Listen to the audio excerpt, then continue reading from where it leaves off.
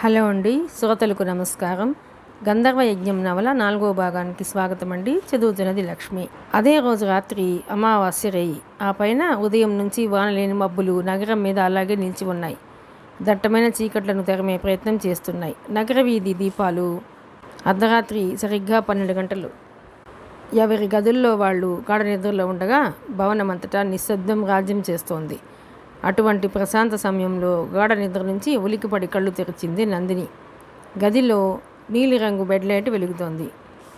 Ceiling fan నెమ్మదిగా తిరుగుతోంది. కిటికీ వెనక నుంచి కీచురాయి ఒకటి గోలగా వస్తోంది. కానీ తన గుండెలు ఇంకా టకటకా కొట్టుకుంటున్నాయి. నిదట్లో ఏం జరిగింది? పడుకుంటే ఉదయం 7 గంటల వరకు లేవని ముద్దు నిద్ర తనది. అలాంటి తనకు ఇలా సడన్గా మెలకు రావటం ఏమిటి? ఆలోచిస్తూ బెడ్ దిగి నైటీ సర్చ్ చేసుకుంది. ఫ్రిడ్జ్లోంచి వాటర్ బాటిల్ అందుకుని 2 గుక్కలు మంచినీరు తాగి ఫ్రిడ్జ్ మూసి వచ్చి బెడ్ మీద కూర్చోబోతూ ఉలికిపడి అలాగే నిలబడిపోయింది. తన డోర్ వెనుక హాల్లోంచి జులక్ జులక్ అంటూ ఎవరో నడిచి వెళుతున్న మువ్వల పట్టీల శబ్దం. నందినికి గొంతు తడారిపోయింది. అరచేతులు చెమటలు పట్టేశాయి. ఈ టైంలో మువ్వల పట్టీలతో హాల్లో తిరుగుతున్న ఆడ మనిషి ఎవరు? బహుశా ఆ శబ్దానికే తనకు మెలకు వచ్చేసిందా? ఇంతవరకు ఎప్పుడూ తమ ఇంట్లో ఈ చప్పుడు తను వినలేదు. తనకు పట్టీలంటే ఇష్టం. తను ధరిస్తుంది. గంధర్వం ఎప్పుడో కానీ ధరించదు. మరి ఇదెవరు? పార్థసారథి గారి ఆత్మకథ తమ ఇంట చేరింది. మరి ఒకవేళ మరో ఆడదెయ్యం కూడా చేరిందా? ఊరినాయనో, దయ్యాలన్నీ తమ కొంపకే ఇలా చేరిపోతున్నాయేంటి? తిరిగి ఆ శబ్దం వినిపిస్తుందమని చెవులు రిక్కించింది నందిని. 30 సెకన్ల నిరీక్షణ తర్వాత తిరిగి వినిపించింది గల్లు గల్లుమంటూ అదే గజ్జల శబ్దం. పరిస్థితి కాస్త కంగారు పెట్టినా నిజానికి మరీ పిరికి స్వభావం కాదు నందినిది. అన్న ద్వాపర ధైర్యంలో కొంత నందినిలోనూ ఉంది. అవసరమైతే తెగించి ముందుకెళ్ళడానికి వెనుకాడదు. ఈసారి హాలు చివర మెట్ల ప్రాంతం నుంచి వినవస్తోందా సద్దు. మెట్ల మీదకు పోతున్నట్టుంది. అదెవరో తెలుసుకోవాలి. మనిషా దయ్యమా? క్షణం కూడా ఆలస్యం చేయలేదు నందిని. దడదడలాడుతున్న గుండెలని చిక్కబట్టుకుంది. చప్పుడు కాకుండా తలుపు తెరిచి హాల్లోకి తొంగి చూసింది. డిమ్ లైట్ కాంతిలో ఎదురుగా ఏమీ కనిపించలేదు. కానీ పట్టీల శబ్దం వినబడుతూనే ఉంది.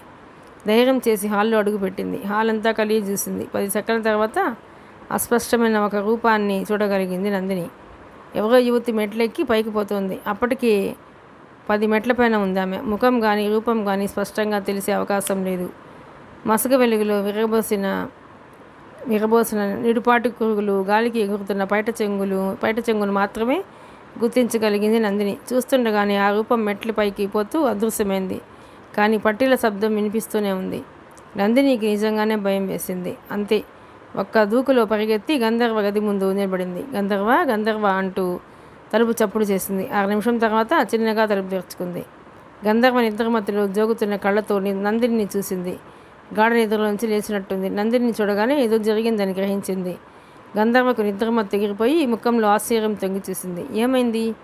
ఇక్కడేం చేస్తున్నావు అని అడిగింది. నాకు భయంగా ఉంది, ఓసారి బయటికి రా అంది నందిని. భయమా? ఏమైందని భయపడ్డానికి? ఆగు, కాసిన మంచినీళ్ళు తాగొస్తాను. అయ్యో, నా టెన్షన్ నీకు అర్థం కావటం లేదు అంటూ తనే లోనకు పరిగెత్తి వాటర్ బాటిల్ తెచ్చి అందించింది. గటగటా నీళ్లు తాగి బాటిల్ పక్క నుంచి నందిని వంక చూసింది గంధర్వ. ఇప్పుడు చెప్పు, ఎవరు నిన్ను భయపెట్టింది? అయినా ఈ టైంలో ఎందుకు లేచావు అంది గడియారం వంక చూస్తూ గంధర్వ. మన ఇంట్లో ఆడదయ్యం తిరుగుతోంది చెప్పింది నందిని. నువ్వు పొరపాటు పడి ఉంటావు. మగదయ్యం కదా తిరుగుతోందన్నారు. ఇప్పుడు ఆడదయ్యం కూడా చేరినట్టుంది. కాళ్లకు పట్టీలతో తిరుగుతోంది. పట్టీల శబ్దానికి మెలకు వచ్చేసింది. హాల్లోకి వచ్చి నా కళ్ళతో చూశాను. జుత్తు విరబోసుకుని మెట్లెక్కి పైకి వెళ్ళింది. తెల్ల చీర కట్టుకుంది. మనిషి స్పష్టంగా తెలియలేదు, కానీ అది ఖచ్చితంగా ఆడదయ్యం. ఇక్కడ హాల్లో చాలాసేపు తిరిగింది. నాకు భయంగా ఉంది. భయం ఎందుకు? భయపడే వాళ్ళని మరింత ఏడిపిస్తాయి దయ్యాలు.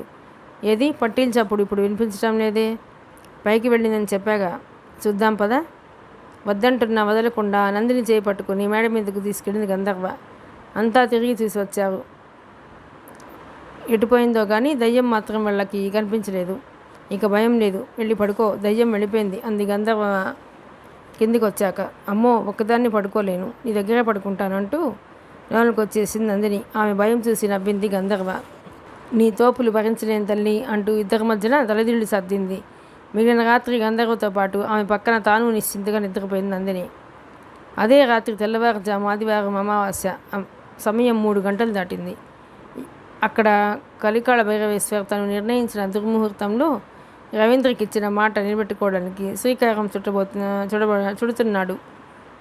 ఉమాదేవి జాతకంలో మార్పును అనుసరించి నీచ స్థితిలో ఉండి రవిని చూస్తున్న కేతువును అడ్డం పెట్టుకుని తొలి ప్రయోగం ఆరంభించబోతున్నాడు.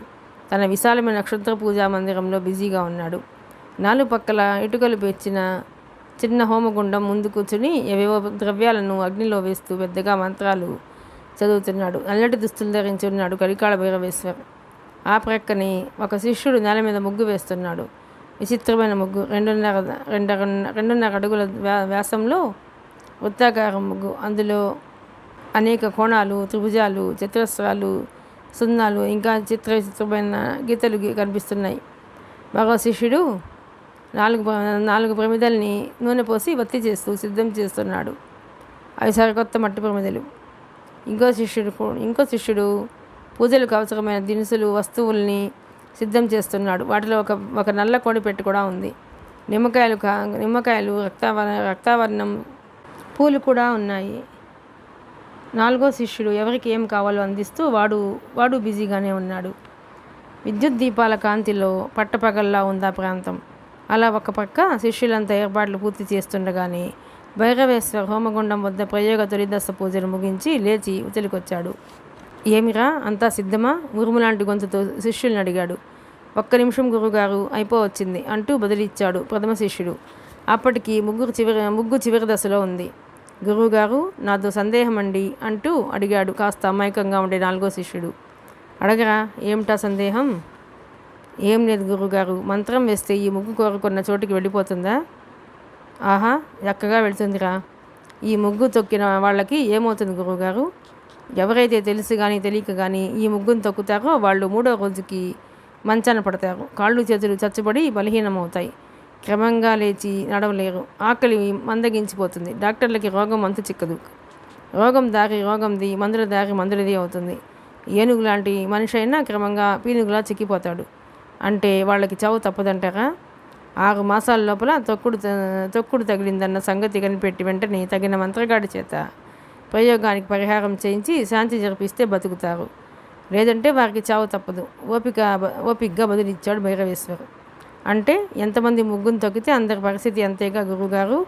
వెంటనే మరో ప్రశ్న అడిగాడు వాడు. లేదురా, ముందుగా తొక్కిన ముగ్గురి వరకే ఈ ముగ్గులోని మంత్రశక్తులు దాడి చేస్తాయి. తర్వాత ఇది సాధారణ ముగ్గుతో సమానం. తొక్కినా ఏమీ కాదు. అది 24 గంటల లోపల ఎవరు తొక్కకుంటే శక్తులు తమ్మగా అంతరిస్తాయి. ఆ తర్వాత ఎవరు తొక్కినా ఏమీ కాదు అంటూ వివరించాడు భైరవేశ్వర్. అంతలో శిష్యులు ముగ్గురు సంపూర్ణంగా తీర్చిదిద్ది సిద్ధం చేయటంతో అంతటితో సంభాషణ ఆగిపోయింది. ముగ్గు చుట్టూ తిరుగుతూ 2వ దశ పూజ ఆరంభించాడు భైరవేశ్వర్. పెద్ద గొంతుతో మంత్రాలు పఠిస్తూ క్షుద్రశక్తుల్ని ముగ్గుల్లోకి ఆవాహన చేయసాగాడు. ఓ పక్క మంత్రపఠనం చేస్తూనే ముగ్గు మధ్యలో 3 గుప్పిళ్ళు పసుపు చల్లాడు. 3 గుప్పిళ్ళు కుంకుమ చల్లాడు. రక్తవర్ణం పూలను, నీలి పుష్పాలను, నల్ల పుష్పాలను అక్కడ చల్లాడు. తర్వాత ఎముకల్ని దోసెడు మసిబొగ్గుల్ని పోశాడు. చివరిగా నల్ల కోడి పెట్టిన ముగ్గు చుట్టూ ముమ్మారు తిప్పి దాని పీక కోసి ముగ్గు మధ్యలో నెత్తురు దారిపోసి కోడిని అవతల పడేశాడు. ఆ పైన క్షుద్రశక్తులకు ఆహారంగా నెత్తురు కలిపిన 3 అన్నం ముద్దలు, ఆ పైన శనగలు పోశాడు. క్షుద్రశక్తుల్ని ఆవాహన చేశాడు. ఇలా సుమారు ఒక అర్ధగంట సేపు సాగిందా 2వ దశ పూజా కార్యక్రమం. ఆ తర్వాత చివరిదైన 3వ దశ ఆరంభించాడు. ముగ్గుకు 4 దిక్కుల 4 ప్రమిదలు ఉంచబడ్డాయి. ప్రమిదలు వెలిగించబడ్డాయి. వాటి కాంతి కూడా రక్తవర్ణంలో ప్రసరిస్తోంది. ఆ విధంగా 4 వైపులా జ్యోతులు ప్రజ్వరిల్లి చేశాక ముగ్గుకు ఎదురుగా బాసింపట్టు వేసి కూర్చొని ధ్యాన నిష్ఠలో నిశ్శబ్దంగా అరమూత కన్నులతో మంత్రోచ్చాటన ఆరంభించాడు. అప్పటికి తెల్లవారుజామున 4 గంటలు దాటిన సమయం. క్షణాలు భారంగా నిశ్శబ్దంగా కరిగిపోతున్నాయి. శిష్యులు 4 ఎడంగా వరుసగా నిలబడి ఉత్కంఠభరితులై ముగ్గునే వీక్షిస్తున్నారు. కొద్దిసేపటికి ముగ్గు కాస్త లేచి గాల్లో తేలుతున్నట్టు చిన్న కదలిక ఏర్పడింది. ఆ కదలిక మరింత పెరిగింది. క్రమంగా నీటిలో పడిన మంచు కరిగినట్టు గాల్లో కరిగి అదృశ్యం కాసాగింది. ఆ విధంగా ముగ్గు పైకి లేవగానే 4 మూలలా వెలుగుతున్న ప్రమిదల్లో కదలిక ఆరంభమైంది. అవి ఎవరో కదుపుతున్నట్టుగా తమంతా తామే ముగ్గు కేంద్ర భాగం వైపు కొద్దిగా జరగనారంభించాయి. ముగ్గు గాల్లో పూర్తిగా అదృశ్యమయ్యేసరికి ప్రమిదలు 4 తాముగా జరుగుతూ ఒకే చోటకు గుంపుగా చేరి ఆగిపోయాయి. అక్కడక్కడ ముగ్గు లేదు, కేవలం నేల మాత్రమే ఉంది. ముగ్గు తాలూకు చిహ్నాలు కూడా మిగలలేదు. భైరవేశ్వర్ కళ్ళు తెరిచి శిష్యుల వంక చూశాడు. గురువుగారు, ముగ్గు ఎక్కడికి వెళ్ళిపోయింది గురువుగారు? అమాయకపు ఆఖరి శిష్యుడు అడిగాడు. వాడికి అన్ని సందేహాలే. నేను చెప్పిన చోటికి చేరుకుందిరా, సందేహమే లేదు అంటూ లేచాడు భైరవేశ్వర్. ఎలా చెప్పగలరు గురువుగారు? ఒక చోటికి వెళ్ళిపోయిందేమో, ఇంకో చోటికి వెళ్ళిపోయిందేమో. మూర్ఖుడా, అలా చూడరా. ఆ ప్రమిదలు అలా మధ్యకు చేరుకున్నా అంటే ముగ్గు సరైన చోటుకు చేరుకుందని అర్థం. అలా చేరలేదంటే ప్రయోగం విఫలమైందని అర్థం. అవి ఏం కావు, అర్థమైందా? ఆ జ్యోతులు అవి ఏకం కావు, అర్థమైందా? ఆ జ్యోతులు తాముగా ఆరిపోయే వరకు ప్రమిదల్ని ఎవరూ తాకవద్దు. ఇక మీ పన్ను చూసుకోండి అంటూ ఆజ్ఞాపించి తన గది వైపు వెళ్ళిపోయాడు భైరవేశ్వర్. గురువుగారి శక్తికి అబ్బురపడుతూ పూజా ప్రాంతాన్ని శుభ్రం చేయటం ఆరంభించారు శిష్యులు.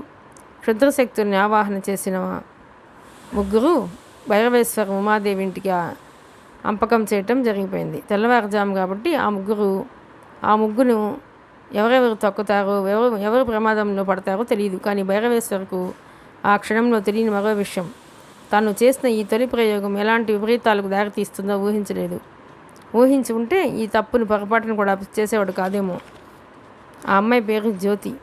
తోటమాలి కోటయ్య రత్తాలు దంపతుల ఏకైక సంతానం. వయసు 16. ఇంటర్ సెకండ్ ఇయర్ చదువుతోంది. పిల్ల శ్యామవర్ణంలో ఉంటుంది, కానీ చలాకీగా అందంగా ఉంటుంది.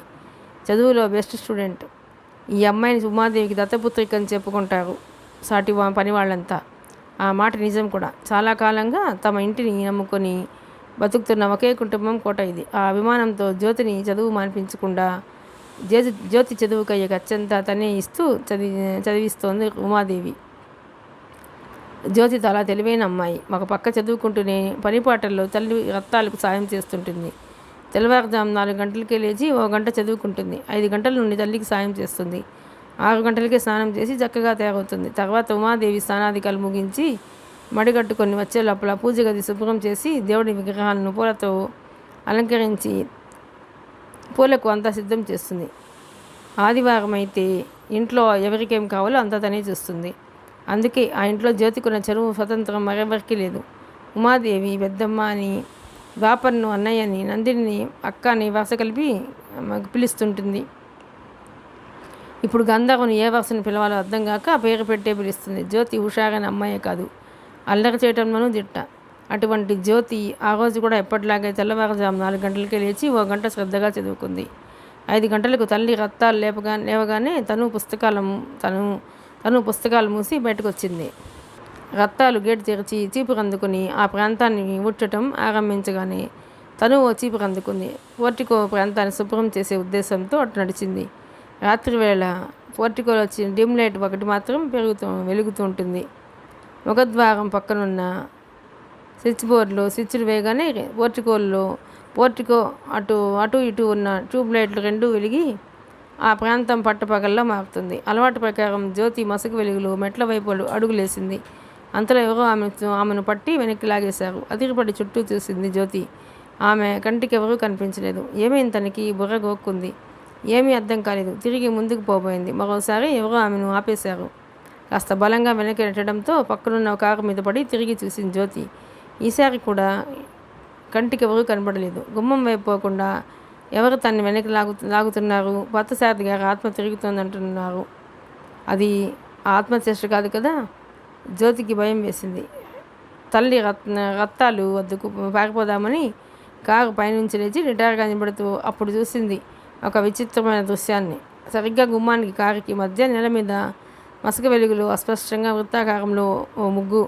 ఆ ముగ్గులో ఏవేవో అస్పష్టంగా గోచరిస్తున్నాయి. రాత్రి ఈ ముగ్గు ఇక్కడ లేదే, ఎవరు పెట్టింది? ఒకవేళ ఈ ముగ్గును తాను తొక్కకుండా ఆపడానికి ఆ అదృశ్యశక్తి తను వెనక్కి తోసిందా? ఈ ముగ్గును తొక్కితే ప్రమాదమా? ఆ ముగ్గు ఏమిటో స్పష్టంగా చూడాలన్న కుతూహలంతో ఆమెలోని భయం కాస్త వెనక్కి తగ్గింది.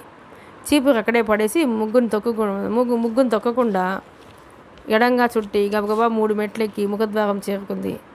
పోర్టికో లైట్లు ఆన్ చేసింది. ఆ ప్రాంతమంతా పట్టుపగల్లా వెలిగే లైట్లు. అప్పుడు చూసింది ముగ్గు వంక. అంతే, ఒక్కసారిగా భయంతో కిబ్బు నరిచింది. అది సాధారణ ముగ్గు కాదు, చిత్రమైన ముగ్గు. అందులో పసుపు, కుంకుమలు, రక్తవర్ణం, నీలవర్ణం పూలు, ఎముకలు, బొగ్గులు, ఎర్రగా చిక్కటి నెత్తురు మీద ఇంకేవో పనున్నాయి. ఇంకా ఏవేవో ద్రవ్యాలు. జ్యోతికి క్షణకాలం కాలు చెయ్యి ఆడలేదు. ఖచ్చితంగా ఇదేదో ప్రమాదకరమైన ముగ్గే. అందుకే తనను పొరపాటున చీకట్లో తొక్కకుండా ఆ పాదసారథి గారి ఆత్మ వెనక్కి లాగి తనను ఆదుకుంది. జ్యోతికి వెంటనే కర్తవ్యం గుర్తొచ్చింది. అమ్మ, తొందరగా ఇటు రావే అని పెద్దగా అరిచింది. అంతేకాదు, అదే పనిగా కాలింగ్ బజార్ నొక్కుతూ తలుపు కొడుతూ పెద్దమ్మ త్వరగా రండి అంటూ అరిచింది. అప్పటికే జ్యోతి ముందుగా ముగ్గును చూసి కెవ్వుమని కేక గేటు దగ్గర ఉన్న రత్తాలు వింటూనే చీపురు అక్కడ పడేసి వస్తోంది. తర్వాత జ్యోతి పిలుపు విని పరిగెత్తుకొచ్చింది. ఏమిటి అలా అరచావు? ఏమైంది అని అడిగింది.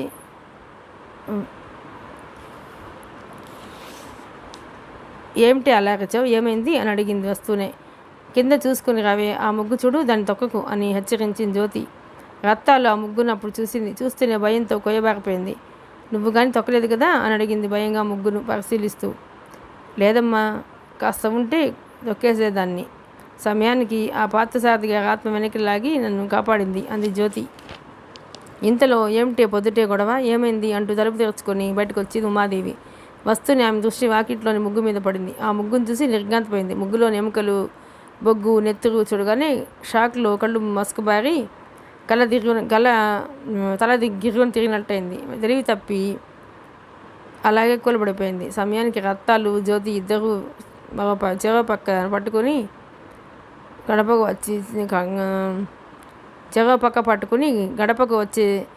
గడపకు చేర్చి కూర్చోబెట్టారు. కానీ లేకపోతే పెద్ద ప్రమాదమే జరిగేది. అలా చూస్తావేంటి, లోటాతో నీళ్లు పట్టరా అంది రత్తాలు. జ్యోతి మనుషుల్లోనికి వెళ్ళి క్షణాల్లో నీరు తెచ్చింది. రత్తాలు లోటా అందుకుని, ఎందుకన్నా మంచిది, వెళ్ళి చిన్నబాబును లేపి తీసుకురా త్వరగా అంటూ జ్యోతిని తిరిగి లోనికి తరిమి తను ఉమాదేవికి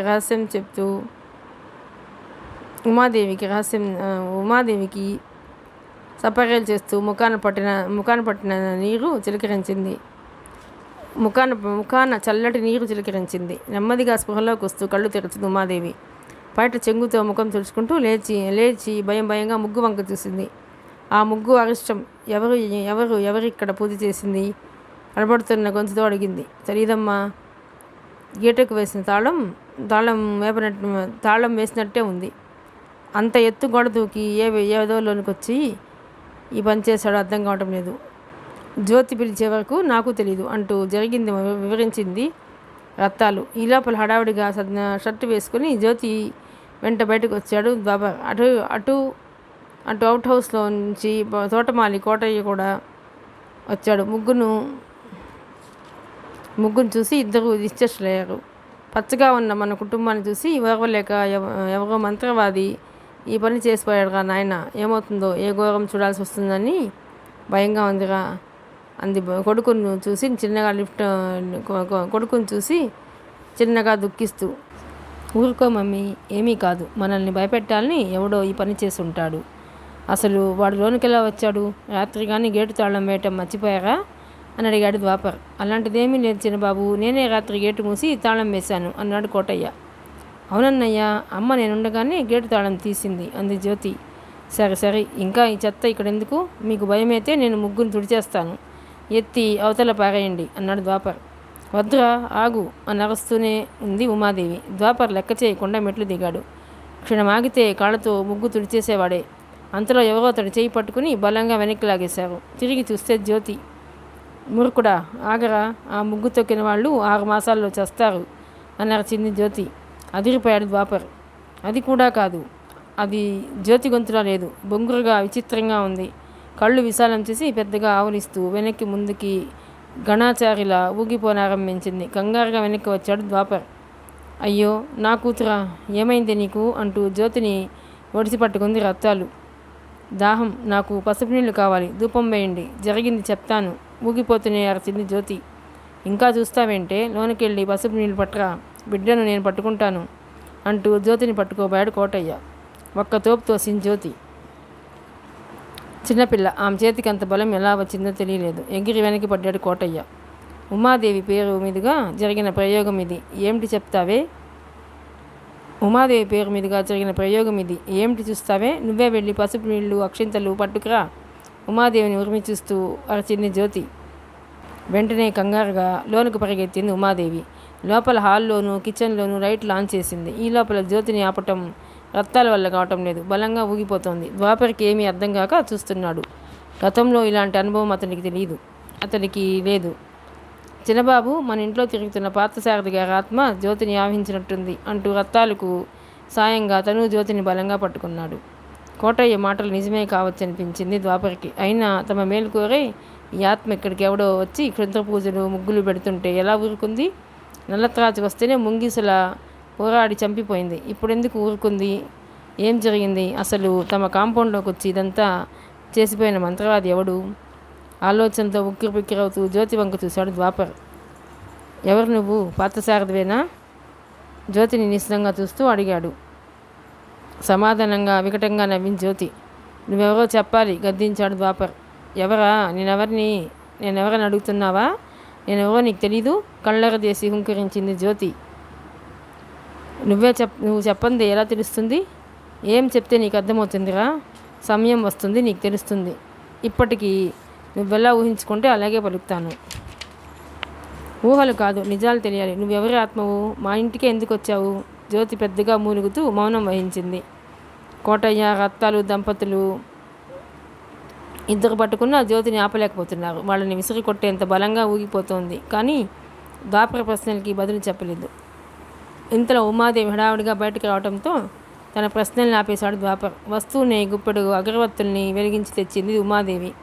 వాటితో జ్యోతికి ధూపం వేసింది. పెద్ద లోటాలు కలిపి తెచ్చిన పసుపు నీళ్లను మంచినీరు తాగినట్టు గటగట తాగేసింది జ్యోతి. సాధారణ మనుషుడెవడు అన్ని నీళ్లు, అది పసుపు కలిపి నీళ్లు తాగలేడు. చిన్నపిల్ల జ్యోతి ఎలా తాగిందో, ఆమెను ఆవహించిన ఆత్మ ఎంత శక్తివంతమైందో ఎవరి ఊహకి అందటం లేదు. కానీ ఇప్పుడు జ్యోతిలో ఆవేశం తగ్గింది. అటు ఇటు పూనకంతో ఊగకుండా స్టడీగా నిలబడి అగమూత కళ్ళతో విచిత్రంగా అందరినీ చూసింది. ఉన్నట్టుండి గొంతు విప్పింది. మీ కుటుంబానికి ఓ శత్రువు ఉన్నాడు. వాడు డబ్బిచ్చి ఓ మంత్రగాడి చేత ఈ తొక్కుడు ప్రయోగం చేయించాడు. ఇంకా అనేక ప్రయోగాలు చేసి మీ కుటుంబాన్ని నాశనం చేయాలని చూస్తున్నాడు. ఆ శత్రువు మీకు బాగా తెలిసిన వాడే. తల అటు ఇటు తిప్పుతూ టకటకా చెప్పిన జ్యోతి మాటలకు అదిరిపడ్డారంతా. షాక్తో కొద్ది క్షణాలు ఎవరికి నోట మాట రాక ఒకరి ముఖం ఒకరు చూసుకున్నారు. ఉమాదేవి భయంతో కంపించింది. ఇంతలో ద్వాపర కల్పించుకుంటూ, ఎవడా శత్రువు? మంత్రవాది ఎవడు అని అడిగాడు. ఎవరో నాకు తెలుసురా. నీకు ఆవేశం ఎక్కువ, నీకు చెప్పను. వాళ్ళ సంగతి నేను చూసుకుంటాను. నీ ఆవేశం వల్ల యాదన్న గౌడ్ మేడపై నుంచి పడి చచ్చాడు. పార్థసారథిని చంపింది వాడే.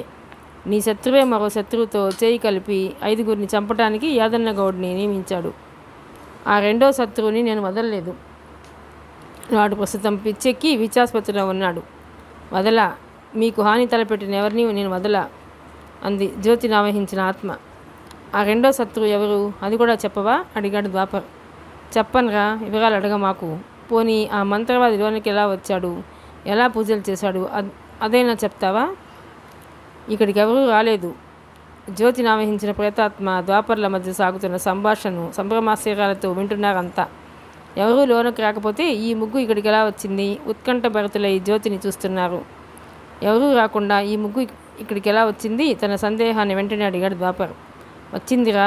వాడు తన పూజ గదిలో చేయాల్సిన క్షుద్ర పూజలన్నీ చేసి దుష్టశక్తిని ముగ్గులోకి ఆవాహన చేసి తన మంత్రశక్తితో ఇక్కడికి అంపకం చేశాడు అంది ఆత్మ. ఇప్పుడు మేమేం చేయాలి? పార్థసారథి గారు, ఈ ముగ్గును ఇక్కడి నుంచి ఎలా తొలగించాలి అని అడిగింది గాబరా చెందుతూ ఉమాదేవి. ఆ చింత మీకెందుకే తల్లి, నేనుండగా మీకు భయమేలా? ఎక్కడి నుంచి వచ్చిందో అక్కడికే ఈ ముగ్గును వెనక్కి పంపిస్తాను. తర్వాత కాసిని పసుపు నీళ్లు చల్లి అక్కడ శుద్ధి చేసుకో చాలు. ఏ దోషమూ మమ్మల్ని అంటదు. అక్షింతలు ఇవ్వు, అక్షింతలు అంటూ చేయి జాపింది జ్యోతి.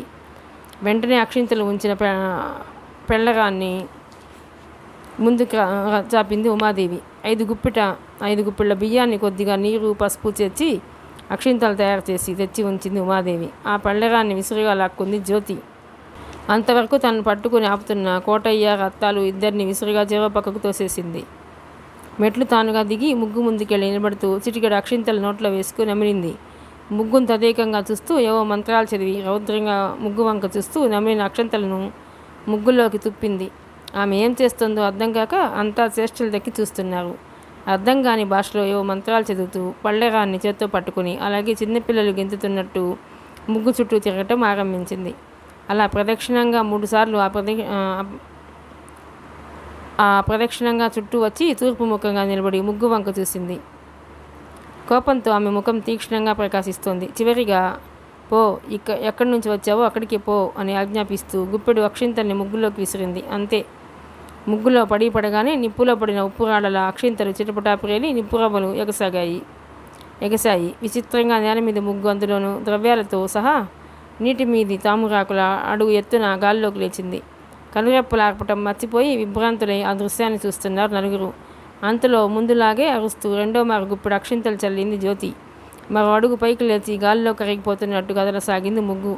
మూడోసారి గుప్పెడు చల్లగానే విచిత్రంగా గాల్లో కరిగిపోతూ క్షణాల్లో ముగ్గు మొత్తం అదృశ్యమైంది. అది ఉన్న చోట కనీసం చిన్న గీత కానీ జ్యోతి విసిరిన అక్షింతల జాడ కానీ కనపడలేదు. పని పూర్తి కాగానే పళ్ళెరంలోని అక్షితాల్ని తల మీద గుమ్మరించుకొని ఉన్నట్టుండి అక్కడే విరుచుకుపడిపోయింది జ్యోతి. సమయానికి ద్వాపర్ ముందుకు దూకి 2 చేతులతో పట్టుకు లేపాడు కానీ లేకుంటే జ్యోతి మెట్లకు కొట్టుకుని గాయమై ఉండేది. జ్యోతిని అంతవరకు ఆవహించిన ఆత్మ తప్పుకుందని అందరికీ అర్థమైంది. ముఖాన నీరు చల్లి పరిచర్యలు చేసిన 5 నిమిషాలకు కానీ జ్యోతి స్పృహలోకి రాలేదు. చిన్నగా కళ్ళు తెరిచి అందరినీ అయోమయంగా చూస్తూ లేచి కూర్చుంది. మొత్తానికి ఆ ముగ్గు సమస్య తప్పినందుకు అంతా సంతోషించారు. అప్పటికి తూర్పున తొలి వెలుగులు విచ్చుకుంటున్నాయి. 6 గంటలు కావస్తుంది సమయం.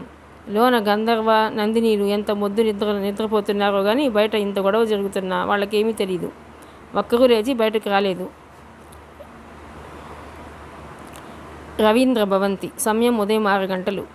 అప్పుడే నిద్రలేచిన రవీంద్ర హాల్లోకి వచ్చాడు. టీపా మీద న్యూస్ పేపర్ అందుకోబోతూ బయట బైక్ దిగుతున్న కొడుకు పాండుని చూసి ఆగాడు. అతడి ముఖంలో రంగులు మారిపోయాయి. పాండు రాత్రి ఇంటికి రాలేదని తెలుసు. ఫోన్ స్విచ్ ఆఫ్ చేశాడు. బైక్ దిగి తూలుతూ లోనకొచ్చిన పాండు తండ్రిని గమనించినట్టే లోనకు పోబోయాడు. ఒరే ఆగరా అంటూ ఎదురుగా వచ్చి నిలబడ్డాడు రవీంద్ర. పాండు వద్ద గప్పున కొడుతోంది విస్కీ వాసన. రాత్రంతా ఎక్కడ చచ్చావురా? కోపంతో షౌట్ చేశాడు రవీంద్ర. చావలేదు డాడీ, ఫ్రెండ్ బర్త్డే పార్టీలో ఉన్నాను అంటూ కేర్లెస్గా బదిలిచ్చాడు పాండు. అద్దు దాటిన కోపంతో కొడుకు చెంపను చెల్లుమనిపించాడు రవీంద్ర. ఎందుకు అబద్ధాలు చేస్తావు నీచుడా? రాత్రి నువ్వేమయ్యావో తెలియక నీ ఫ్రెండ్స్లందరికీ ఫోన్లు కొట్టి అడిగితే తెలిసింది బార్లో ఉన్నామని. తప్పతాగి రాత్రంతా ఏ పాపిష్టి దాంతో దొర్లావో అలాగే నీరుగా కొంపలోకి వచ్చేస్తున్నావు. నిన్నేం చేస్తే పాపం ఉంది అరిచాడు. అందుకు కొడతారేమిటి? నా అలవాట్లు మీకు తెలియవా? ఇవాళ కొత్త? నందినితో నా పెళ్లి ఇలా తిరిగేవాడిని కాదుగా తను అరిచాడు పాండు. ఆ మాటతో అగ్గి మీద గుగ్గిలంలా బగ్గుమన్నాడు రవీంద్ర. పాండు రెండో చెంప కూడా చెల్లుమనిపిస్తూ ఉరిమి చూశాడు. మాట్లాడకు, నోరెత్తావంటే చంపేస్తాను వెధవా. ఏమనుకుంటున్నావురా నువ్వు? అలవాట్లు. నువ్వు ఇలా బాధ్యత లేకుండా జులాయిలా తిరిగితే ఏ తలమాసిన గాడిద నీకు పిల్లనివ్వదు. నందినిని పెళ్లి చేసుకోవాలని ఆశపడితే చాలదు, ఆ కుటుంబానికి తగినట్టు నడుచుకోవాలి. సరే డాడీ, ఎవడూ పిల్లనివ్వకపోతే ఏమైంది? ఆ తప్పు మీది కానీ నాది కాదు. ఎంజాయ్ యువర్ సెల్ఫ్ అంటూ నన్ను ఎంకరేజ్ చేసింది మీరేగా. అవునరా, తప్పంతా నాదే. నీకు అధిక స్వేచ్ఛనిచ్చి నేనే తప్పు చేశాను. నేను కాదు, చాలామంది తండ్రులు నీలాగే స్వేచ్ఛనిచ్చి పిల్లల్ని చేతులారా పాడు చేసుకుంటున్నారు. నువ్వు కూడా ఆడపిల్లవైతే నీ అక్కలతో పాటు పెళ్లి చేసి పంపించేసేవాడిని. మాకు ఈ క్షోభ తప్పేది అని అరిచాడు. ఇంతలో బయటకు వచ్చిన రవీంద్ర భార్య తండ్రి కొడుకుని ఆశ్చర్యంగా చూస్తూ ఏమిటంట పొద్దుటే మీ గొడవ అని అడిగింది. ఏమిటండి పొద్దుటే మీ గొడవ అని అడిగింది. గొడవ ఏమిటా? చూడు నీ కొడుకు అవతారాన్ని. నోరు విప్పితే అబద్ధాలు. మంచి నెల డబ్బు ఖర్చు చేస్తున్నాడు. రాత్రంతా ఎక్కడ తిరిగి వచ్చాడో తెలియదు. అడిగితే తప్పంతా నాదేనంటున్నాడు. మొన్నటికి మొన్న ఎవరో దిక్కుమాలిన పిల్లని వెంటేసుకుని పబ్కెళ్ళి తప్పతాగి అక్కడ లాయర్ కొడుకుతో గొడవపడి నానా రభస చేశాట. ఆ లాయర్ ఫోన్ చేసి నాకు క్లాస్ పీకాడు. ఆవేశంగా అరిచాడు రవీంద్ర. అందుకని ఇప్పుడు వీడిని తిట్టి లాభం ఏమిటి? ఎప్పుడో మీరు కేర్ తీసుకోవాల్సింది. వీడి పద్ధతి సరిలేదని నేను ఎప్పుడు చెప్పినా నన్ను క్లాస్ పీకేవారుగా. చూస్తుండండి, ఏదో రోజు వీడు మనల్ని కన్నీళ్లు పెట్టుకునేలా చేస్తాడు అంటూ కన్నీళ్లు పెట్టుకుంటూ లోనికి వెళ్ళిపోయింది ఆవిడ. రవీంద్ర ఏదో చెప్పబోతుండగా అంతలో అతడి సెల్ ఫోన్ మోగింది. ఫోన్ అందుకున్నాడు రవీంద్ర. అదే అదునుగా సైలెంట్గా లోన్కు జారుకున్నాడు కొడుకు పాండు. రవీంద్ర ఫోన్ వంక చూశాడు. అవతల తను నియమించిన మంత్రవాది కలికాళ భైరవేశ్వర్ లైన్లో ఉన్నాడు. గురువుగారు ఎక్కడున్నారు? గురువుగారు తొందరగా రండి. గురువుగారు రండి. శిష్యులంతా పూజ గదిలోంచి అదే పనిగా రావటం విని చిరాగ్గా ముఖం చిట్లించాడు భైరవేశ్వర్. పూజ గదిలో ముగ్గును అంపకం చేసి ప్రయోగం ముగించగానే తన రీడింగ్ రూమ్లోకి పోయి మంత్ర గ్రంథాన్ని తిరిగేస్తున్నాడు అతను. వచ్చి అర్ధగంట కాలేదు. ఇంతలోనే శిష్యుల అరుపులు ఏమిటో అర్థం కాలేదు. పుస్తకం మూసి పెద్ద పెద్ద అంగలతో పూజ గదిలో ప్రవేశించాడు. ఏమిరా చచ్చుచోటలారా, తోక తెంచిన కోతుల్లా అరుపులేంట్రా, ఏం జరిగింది అంటూ శిష్యుల మీద మండిపడ్డాడు. ఇదేమి చోద్యం గురువుగారు, మీరు పంపిన ముగ్గు తిరుగుటాపాలా వెనక్కి వచ్చినది, ఇటు చూడండి అన్నాడు శిష్యుడు. అప్పుడు చూశాడు కలికాల భైరవేశ్వర్. చూస్తూనే ఎవరో చాచి చంప మీద కొట్టినట్టు షాక్తో తుల్లిపడ్డాడు. తాను పంపించినప్పుడు ఎలా ఉందో అలా అదే చోట యథాతథంగా ప్రత్యక్షమై ఉంది ముగ్గు. అందులో ద్రవ్యాలన్నీ అలాగే చెక్కు చెదరకుండా ఉన్నాయి. అంతేకాదు ప్రమిదలు 4 వెనక్కు తమ తమ స్థానాలకు జరిగి 4 ప్రక్కల జ్వలిస్తున్నాయి. తన ప్రయోగం ఫలించలేదని అర్థం కాగానే కోపంతో కలికాల భైరవేశ్వర్ ముఖం జేగురించింది. తనకు బాగా తెలుసు ప్రయోగంలో ఎక్కడా లోపం జరగలేదు. ఇది వెనక్కి వచ్చిందంటే ఖచ్చితంగా ఎవరో తన ప్రయోగాన్ని తిప్పికొట్టి తన శక్తిని వెక్కిరిస్తున్నారు. ఎవరది? ఏమిరా, ఆ జ్యోతిని మీరు వెలిగించారా? శిష్యుల్ని గద్దించాడు. లేదు గురువుగారు, తాముగా అవే వెలిగాయి బదులిచ్చారు ముక్తకంఠంతో శిష్యులు. అవమానం, ఘోర పరాభవం. నా అనుభవంలో ఎన్నడూ ఇలా జరగలేదు. ఎవరో నా ప్రయోగాన్ని తిప్పికొట్టారు. అదెవరో ముందు తెలుసుకోవాలి అంటూ వెంటనే పూజలో కూర్చుని అరచేతిలో తమలపాకు ఉంచుకొని అంజనం వేసి చూశాడు. అంజనంలో చీకటి, కటిక చీకటి తప్ప ఏమీ కనిపించడం లేదు. ఉమాదేవి ఇంటిని ఎవరో దిగ్బంధనం చేశారని ఊహిస్తూ వెంటనే సెల్ ఫోన్ అందుకుని రవీంద్రకు ఫోన్ చేశాడు. 10 సెకండ్ల తర్వాత లైన్లోకి వచ్చాడు రవీంద్ర. గుడ్ మార్నింగ్ భైరవేశ్వర్ గారు, చెప్పండి, ఏం ప్రయోగం చేశారు, ఫలితం ఏమిటి అని అడిగాడు అటు నుంచి Ravindra. Very bad morning Ravindra గారు, నా ప్రయోగం విఫలమైంది బదులిచ్చాడు భైరవేశ్వర్. విఫలమైందా? షాక్ తిన్నాడు రవీంద్ర. అవును, విఫలమైంది. 3 క్షుద్రశక్తుల్ని ఒకటి చేసి ముగ్గులో ఉంచి నేను అంపకం చేసిన ముగ్గు వెనక్కి వచ్చింది. నాకు ఆ విషయం చెప్పండి. ఉమాదేవి గారింట్లో మంత్రతంత్రాలు తెలిసిన మంత్రవాది ఎవడన్నా ఉన్నాడా? అక్కడ మంత్రవాది ఏమిటండి బాబు, ఆ ఇంట్లో ఉండేది ఉమాదేవితో పాటు కొడుకు ద్వాపర్, కూతురు నందిని, ముగ్గురే. మిగిలిన వాళ్ళు పనివాళ్ళు. ద్వాపర్కి ఇలాంటి మంత్రతంత్రాల మీద అస్సలు నమ్మకం లేదు. మీ ప్రయోగంలోనే ఏదో లోపం జరిగి ఉండాలి. అసంభవం. పరమనిష్ఠ క్షుద్ర పూజా గరిష్ఠుణ్ణి, అనుభవశాలిని. తప్పు చేయటం అన్నది నా చరిత్రలోనే లేదు. ఖచ్చితంగా అక్కడ ఎవడో మంత్రవాది ఉన్నాడు. వాడి సంగతి నేను చూస్తాను, మీకు తర్వాత ఫోన్ చేస్తాను అంటూ అవతల రవీంద్ర పిలుస్తున్నా పట్టించుకోకుండా లైన్ కట్ చేయటమే కాదు, ఫోన్ స్విచ్ ఆఫ్ చేసి పక్కన పడేశాడు. అతడిలో క్రోధాగ్నితో పాటు పట్టుదల పెరిగింది. ముగ్గును మరోసారి పంపించి అవతలి వాడి శక్తి సామర్థ్యాలు ఏమిటో పరీక్షించాలనుకున్నాడు. అప్పటికప్పుడు పూజలో కూర్చుని తిరిగి మంత్రోచ్చాటన ఆరంభించాడు. గురువుగారి ఆవేశం చూసి భయపడి ఒక పక్క ఒదిగి నిలబడ్డారు శిష్యులు 4. మహారౌద్రంగా మంత్రోచ్చాటన చేస్తున్నాడు కలికాల భైరవేశ్వర్. పిడికిలితో హోమాగ్నిలో గుగ్గిలం చల్లుతుంటే ఎర్రటి నాలుకలు సాస్తూ బగ్గున మంటలు ఎగసిపడుతున్నాయి. క్షణాలు ఉత్కంఠభరితంగా మారిపోయాయి. గాలి స్తంభించినట్టయింది. భైరవేశ్వర్ గొంతు తప్ప వేరేమీ వినిపించడం లేదు అక్కడ. అటువంటి పరిస్థితిలో ఉన్నట్టుండి జరిగిపోయింది విచిత్ర భయానక సంఘటన. సువిశాలమైన ఆ పూజాగది దక్షిణం గోడ ఏదో రాకెట్ వచ్చి తాకినంత బలంగా బళ్ళున విరిగిన పడింది. గోడ మొత్తం కూలిపోగా ఇటుకలు, సిమెంట్ పెచ్చులు ఉల్కల్లా ఎగిరి వచ్చి అందరినీ తాకి గాయపరిచాయి. ధూళి దూసరి గాల్లోకి వ్యాపించి ఉక్కిరి బిక్కిరి చేయడంతో ఏం జరుగుతుందో అర్థం కాక వెరికేకలు వేశారు శిష్యులు. ప్రాణాలు గుప్పిట్లో ఉంచుకొని బయటకు పరుగులు తీశారు. ముగ్గును చుట్టి ప్రజ్వలితున్న జ్యోతులు 4 గప్పున ఆరిపోయాయి. ఏదో అదృశ్య హస్తం తుడిచేసినట్టు ముగ్గుతో పాటు అందులోని ద్రవ్యాలు చల్లాచెదురుగా ఎగిరాయి. అంతటి భైరవేశ్వరే తను ఏం చేస్తున్నాడో ఏం జరుగుతుందో అర్థం కాగా అవాక్కైపోయాడు. మంత్రోచ్చాటన మధ్యలోనే నిలిచిపోయింది. పిచ్చి పట్టినట్టు కూలిన గోడ వైపు చూశాడు. అతడి ముఖంలో ఇప్పుడు క్రోధఛాయలకు బదులు భయఛాయలు గోచరించాయి. అదే క్షణంలో అతడికి అద్భుతమైన విచిత్రమైన దృశ్యం కనిపించింది. సుడి తిరుగుతున్న పెనుగాలి ఒకటి కూలిన భాగం గుండా లోన ప్రవేశిస్తోంది. ప్రచండ వేగంతో తిరుగుతున్న ఆ సుడిగాలిలో బండరాళ్ళు సైతం గిరిగిరా తిరుగుతూ కనిపించాయి. జీవితంలో ఎన్నడూ చూడని భయానక బీభత్స దృశ్యం. అది తన వైపే విసురుగా రావటం చూసి భయంతో బయటికి పారిపోవాలని చూశాడు. కానీ అప్పటికే ఆలస్యమైంది. గాలి తాకిడికి ముఖం పగిలినంత పని కెవ్వున అరుస్తూ వెళ్ళకిల్లా పడిపోయాడు. సుడిగాలి పూర్తిగా అతన్ని కమ్ముకుంది. ఆ సుడిలో మరో విచిత్రాన్ని చూశాడు భైరవేశ్వర్. జడలు విరబోసుకుని ఒక నల్లటి వికార రూపం అస్పష్టంగా కనబడుతోంది. ఆడ మగ అద్దం కాని భయానక రూపం. కళ్ళు మాత్రం కోపంతో చింతనిప్పుల్లా ఎర్రగా ప్రకాశిస్తున్నాయి. తన ఛాతీకి నేరుగా పైన ఉంది ఆ రూపం. సుడి తిరుగుతున్న గాలి ధూళి ఉక్కిరిబిక్కిరి చేస్తోంది. ఆ శక్తి ఎవరో ఏమిటో అర్థం కాలేదు. రేకు డబ్బాలు మోగిస్తున్నట్టు గొంతు కర్కశంగా వినిపించి హడలిపోయాడు భైరవేశ్వర్. ఆ శక్తి మాట్లాడుతోంది. ఏమిరా మూర్ఖుడా, నా శక్తిని తెలుసుకోవాలనుకుంటున్నావా? ముగ్గును మళ్ళీ వెనక్కి పంపిస్తావా? నేనే వచ్చానురా, ఏం చేస్తావు? నన్నేం చేయగలవు? హుంకరించింది. గుటకలు మింగాడు భైరవేశ్వర్. ఆ వికృత శక్తి ఎవరో ఏమిటో తెలియదు. దాన్ని అదుపు చేసే మార్గం ఏమిటో తెలియదు. ఏ మంత్రశక్తి దాన్ని అదుపు చేస్తుందో అంతకన్నా తెలియదు. క్షుద్రశక్తుల్లో ఇది ఏ జాతికి చెందిందో తెలియదు. ఇక తనేం చేయగలడు? తెలిసో తెలియకో నిప్పు మీద చేయి పెట్టాడు. ఇప్పుడు అది తనను దహించేలా ఉంది. 2 చేతులు ఎత్తి ఆ శక్తికి నమస్కరించాడు. అజ్ఞానంతో చేసిన పొరపాటు, నన్ను క్షమించు అని అరిచాడు. అతడి గొంతు అతడికే వికృతంగా వినిపించింది. భీకరంగా నవ్వింది ఆ వికార రూపం. చెవులు చిల్లులు పడేంత కర్కశధ్వని. క్షుద్రప్రయోగాలు చేసి ఆ కుటుంబాన్ని నాశనం చేయాలని చూస్తావా? వాళ్ళు నీకేం అపకారం చేశారా ధూర్తుడా? డబ్బు కోసం ఎలాంటి అధర్మమైన చేసేస్తావా? ముగ్గును తిప్పి కొట్టకైనా నా బలం నీకు తెలుసుండాలి. ముగ్గును తిప్పి కొట్టాకైనా నా బలం నీకు తెలుసుండాలి. అది తెలుసుకోకుండా మళ్ళీ పంపిస్తావా? చావు ఎంత భయానకంగా ఉంటుందో చూపించమంటావా? నా పాదంతో తొక్కి నేను చంపమంటావా? హుంకరించింది ఆ శక్తి. అంతేకాదు, 2 అడుగులు పైకి పొడవు ఉండే నల్లటి పాదం ఒకటి భైరవేశ్వర్ గుండెల మీదకి వచ్చింది.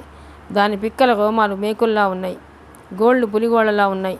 ఆ పాదాన్ని చూసి టారెత్తిపోయాడు. కెవ్వున అరచి మరోసారి దండం పెట్టాడు. వద్దు, నన్ను చంపకు. జీవితంలో ఇంకెప్పుడు ఆ కుటుంబంలో ఎవరికీ హాని తలపెట్టను. నేను ఆరాధించే క్షుద్రదేవతల మీద ఆన. నన్ను వదిలేయి అని అరచాడు. అంతే, ఛాతీని తొక్కబోతున్న పాదం వెనక్కి వెళ్ళిపోయింది. ఇప్పుడు ఆ సుడిగాలిలో భైరవేశ్వర్కు నిప్పు ముద్దల్లా ఉన్న ఎర్రటి కళ్ళు మాత్రం కనిపిస్తున్నాయి. తిరిగి మాటలు వినిపించాయి. నేను ఆ ఇంటికి కావలి శక్తినిగా. నన్ను అదుపు చేయటం నీలాంటి సాధారణ మంత్రిగాడి వల్ల జరిగే పని కాదు. ఇది నీ తొలి అపరాధంగా మన్నించి వదిలిపోతున్నాను. ఇంకోసారి అక్కడ ఎవరికి అపకారం తలపెట్టినా వదలా. నిన్ను దారుణంగా చంపేస్తాను, జాగ్రత్త హెచ్చరించింది. అంతే, మరుక్షణమే అంతవరకు భైరవేశ్వరిని అదిమి ఉంచిన సుడిగాలి చివ్వున పైకి లేచింది. ఎలా వచ్చిందో అలాగే కూలిన గోడ మీదుగా దక్షిణం వైపు బయటకు దూసుకెళ్ళి క్షణాల్లో అదృశ్యమైంది. తిరిగి నిశ్శబ్దం అలుముకుంది అక్కడ. బ్రతుకు జీవుడా అనుకుంటూ లేచి కూర్చున్నాడు భైరవేశ్వర్. కార్పొరేషన్ డంపింగ్ గ్రౌండ్లా మారిన తన పూజా గదిని మతి భ్రమించిన వాడిలా కాసేపు అలాగే చూస్తూ కూర్చున్నాడు. అంతలో గురువుగారు మీరు బతికే ఉన్నారా? క్షేమంగా ఉన్నారా? అనరుస్తూ లోనకు పరిగెత్తుకొచ్చారు శిష్యులు. మరొకప్పుడైతే వాళ్ళని చడామటా చుట్టి తెరమేవాడు. కానీ ఇప్పుడున్న పరిస్థితుల్లో వాళ్ళని అస్సలు పట్టించుకోలేదు. లేచి నిలబడి సెల్ ఫోన్ అందుకొని రవీంద్రకు ఫోన్ చేశాడు. వెంటనే లైన్లోకి వచ్చాడు రవీంద్ర గారు, మీకో నమస్కారం. మీరు అప్పగించిన పనికో నమస్కారం. చెప్పేది వినండి. మీ పని నేను పూర్తి చేయలేను. ఆ ఇంటికో కావలి శక్తి ఉంది. చాలా శక్తివంతమైంది. అది నా మీద దాడి చేసింది. చావు తప్పి బయటపడ్డాను. నా పూజ గది మొత్తం ధ్వంసమైంది. మీ అడ్వాన్స్లో సగం నాకు జరిగిన నష్టానికి ఉంచి మిగిలింది నా శిష్యుడి చేతికిచ్చి పంపిస్తాను, తీసుకోండి. ఇంతటితో వదిలేస్తే మీకే మంచిది, సెలవు అంటూ మరో మాటకి అవకాశం ఇవ్వకుండా లైన్ కట్ చేశాడు భైరవేశ్వర్. ఉదయం 8:30 గంటల సమయం. ద్వాపర్ రెడీ అయి కిందకి వచ్చాడు. ఉమాదేవి కొడుక్కి టిఫిన్ వడ్డించి ఏదో పని మీద బయట హాల్లోకి వెళ్ళింది. చీకటితోనే వారింట్లో ప్రత్యక్షమైన ముగ్గు ఆ తర్వాత పరిణామాల నుంచి నెమ్మదిగా తేరుకుంటున్నారు. సాధారణంగా దయ్యం కానీ దేవత కానీ ఎవరు ఒంటి మీదకి వచ్చినా వదిలిపోయాక ఆ మనిషి రోజంతా ఒళ్ళు నొప్పులతో నీరసంతో బాధపడతారు. ఆవహించిన సమయంలో తాము ఏం చేశామో ఏం జరిగిందో ఏది వాళ్లకు గుర్తుండదు. అందులోనూ జ్యోతి లాంటి కన్నెపిల్లలైతే మరీ బాధపడతారు. కాబట్టి జ్యోతి విషయంలోనూ అదే జరిగింది. అందుకే స్కూల్ మాని ఇంట్లోనే ఉంది. కాళ్ళు చేతులు పీకుతున్నాయి. చాలా నీరసంగా ఉందంటూ పడుకునే ఉండిపోయింది. ఇక ఆ సమయంలో మంచి నిద్రలో ఉండి బయటకు రాని గంధర్వ నందినిలకు ఏమీ తెలియదు. ఇక ఆ ముగ్గు ప్రయోగించిన మంత్రవాది ఎవడు, వాడిని పురిగొల్పిన తమ శత్రువు ఎవడిని అర్థం కాక జరిగిన దాని గురించి తీవ్రంగా ఆలోచిస్తూ టిఫిన్ తింటున్నాడు ద్వాపర్. అతడికి రవీంద్ర మీద అనుమానం క్రమంగా బలపడుతోంది. ఇంతలో చెల్లెలు నందిని తన వద్దకు రావడంతో ద్వాపర్ ఆలోచనలు చెరిగిపోయాయి. కాలేజీకి వెళ్ళటానికి రెడీ అయి వచ్చింది నందిని. ఏమిటన్నట్టు చూశాడు ద్వాపర్. రత్తాలు జరిగిందంతా చెప్పింది. అంత ముద్దు నిద్రపోయానేమిటో తెలీదు అంది. సరే సరే, గంధర్వ లేచిందా? క్యాజువల్గా అడిగాడు.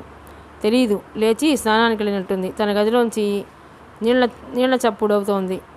మేమంత గాఢ నిద్రపోవడానికి ఓ కారణం ఉంది, అది చెప్పాలనే వచ్చాను.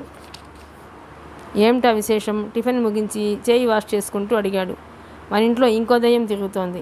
వాట్? అదిరిపడి తిరిగి చూశాడు. అవునరా, రాత్రి చూశాను. నువ్వు చూసావా? చూశాను, ఒక ఆడదయ్యాన్ని చూశాను అంటూ జరిగిందంతా వివరించింది. గజ్జల చప్పుడు విని చాలా భయపడ్డాను.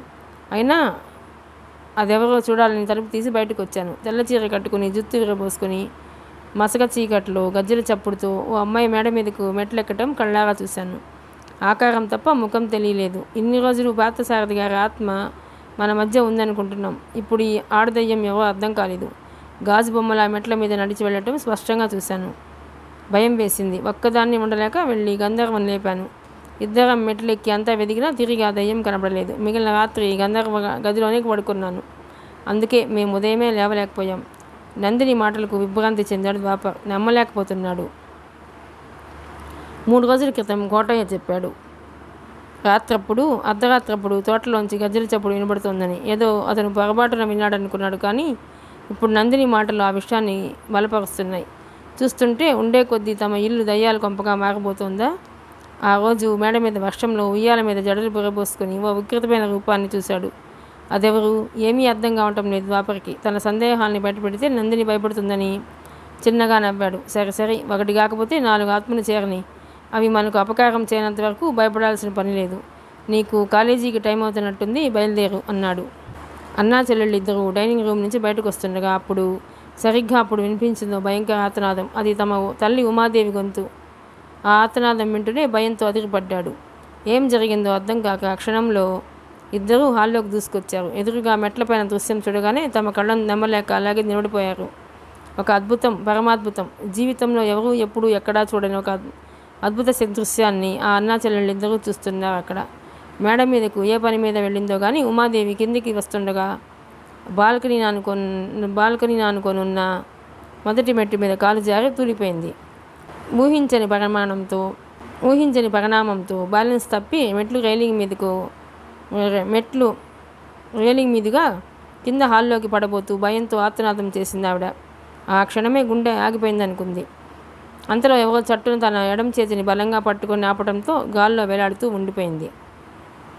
అంత ఎత్తు నుంచి జారపడితే ఖచ్చితంగా ఆమె ప్రాణాలు పోవడమో లేదా ఎముకలు విరగడమో జరిగేది. అప్పటికీ ఆమె కాళ్ళు రైలింగ్ మీద ఉండగా ఎటవాలుగా శరీరం గాల్లో ఉంది.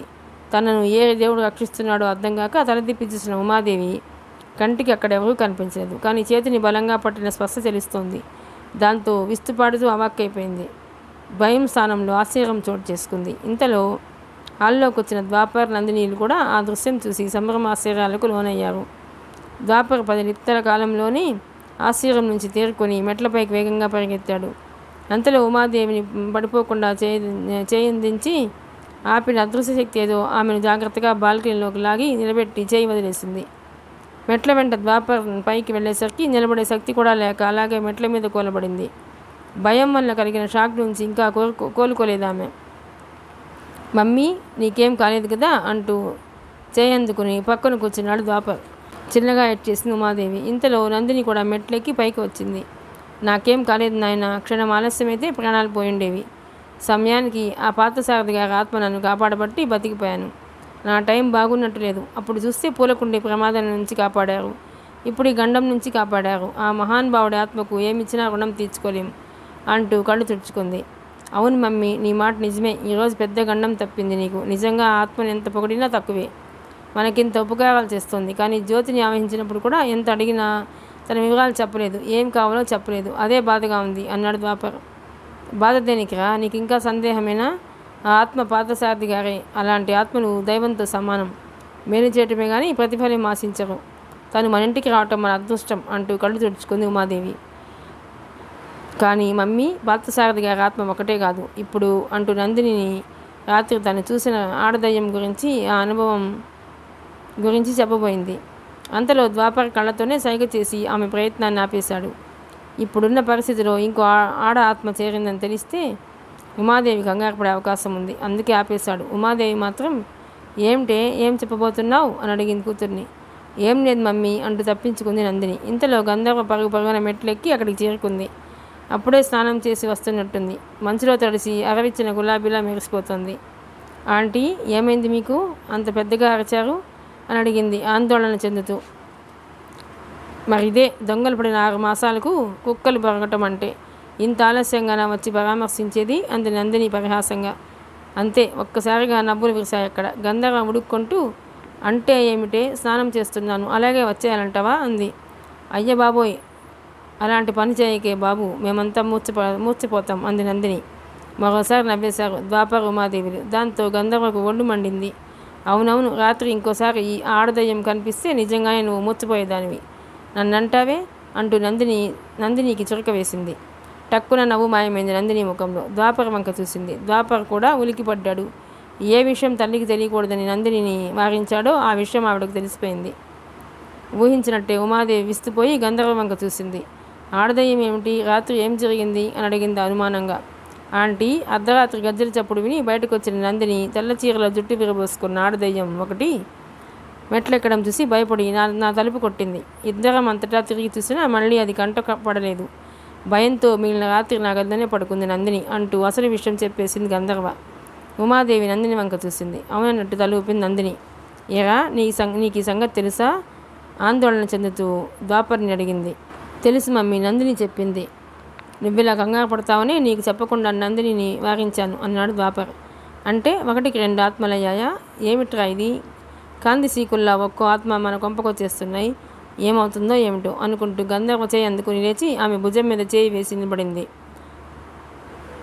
నందిని మాటలు నువ్వేమీ పట్టించుకోకే అమ్మాయి, అల్లరి పిల్ల. మరి రాత్రి నీకు భయం వేలేదా అడిగింది. భయం దేనికి ఆంటీ? ఏం చేస్తా ఏమిటి? ఇంతకీ ఏం జరిగిందో చెప్పలేదు. మెట్ల మీద నెమ్మదిగా నడిపించి కిందకి తీసుకెళ్తూ అడిగింది గంధర్వ. నన్ను నేరుగా నా గదిలోకి తీసుకెళ్ళవే, కాసేపు పడుకుంటే కానీ గుండె దడ తగ్గదు, పెద్ద ప్రమాదం తప్పింది నాకు అంటూ వివరిస్తోంది ఉమాదేవి. చూసావా అన్నయ్య, ఎంతైనా గంధర్వం అంటే మమ్మీకి ఇష్టం అంది నందిని నవ్వుకుంటూ.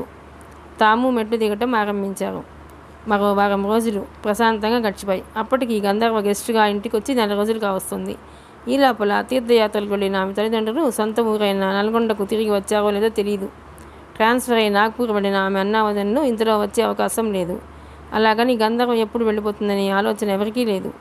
ఈ 4 రోజుల్లోనే గంధర్వ ఆ ఇంట్లో వాళ్ళతో ఎంతగా కలిసిపోయిందంటే ఆమె పరాయి అమ్మాయి అనే భావనే ఎవరికీ కలగడం లేదు.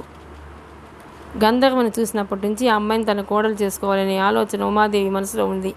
అందుకే ఆమె తల్లిదండ్రులు లేదా అన్నావదనుల ప్రస్తావన గంధర్వ ముందు తేవటం లేదు. వచ్చినప్పుడే వస్తారు, సంబంధం విషయం అప్పుడే మాట్లాడుకోవచ్చులే అనే ఆలోచనలో ఉంది ఆమె. ద్వాపర పీక లోతున గంధర్వ ప్రేమలో కూరుకుపోయాడు. అందరి ముందు ఏదో విషయంగా వాదులాటతో గొడవపడే ఆ ఇద్దరు నిజానికి ఒకరినొకరు గాఢంగా ఇష్టపడుతున్నారని, ప్రేమించుకుంటున్నారని ఎవరికీ తెలియదు. ఒక్క నందిని మాత్రం ఒకంత పని కనిపెట్టినా ఎక్కడా బయటపడలేదు. ఇక ఆ ఇంట్లో రాత్రివేళ గజ్జల మూతతో ఏదో అదృశ్య శక్తి తిరుగుతున్న పార్థసారథి గారి ఆత్మ జడల భూతంగా టెర్రస్ మీద మంత్రాలు చదువుతున్నా ఎవరూ పట్టించుకోవటం లేదు. రెండు వేరువేరా లేక 2 ఒకటేనా అని కూడా ఆలోచించటం లేదు. అసలు భయపడడం లేదు. వాటికి అలవాటు పడిపోయారు. ఆ పైన పార్థసారథి గారి ఆత్మ అక్కడ తిరుగుతుండగా తమకే హాని జరగదన్న భరోసా ఏర్పడింది. ఉమాదేవి అయితే తమ పెరట్లోని వేపమాను మొదట పసుపు రాసి బొట్టు పెట్టి పార్థసారథి గారి ఆత్మ పేరిట ధూపదీపాలతో గారెలు బూరెలు నైవేద్యం పెట్టి కోడిని కోయించి కొలువులు చేసింది.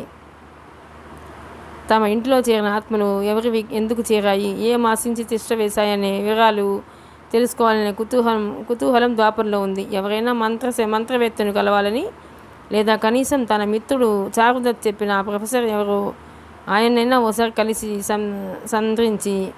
సంద్రించి ఏం సలహా ఇస్తాడో వినాలని ఉంది. కానీ తమ వ్యాపార సామ్రాజ్యంలోని పని ఒత్తిడి వల్ల అది సాధ్యం కాలేదు. ఇక్కడిలా ఉండగా అక్కడ ఈ కుటుంబానికి శత్రువైన రవీంద్ర పరిస్థితి వేరుగా ఉంది. జరిగిన సంఘటనలో తన ఓటమి అతన్ని బాధిస్తుండగా ఏ క్షణంలో పార్థసారథి గారి ఆత్మ తన మీద విరుచుకుపడుతుందోననే భయం పట్టుకుంది. మనిషికి భయం ప్రథమ శత్రువు. తనకు ఎన్నో విధాలుగా ఎంతో మేలు చేశాడు మిత్రుడు శివరామజోగయ్య.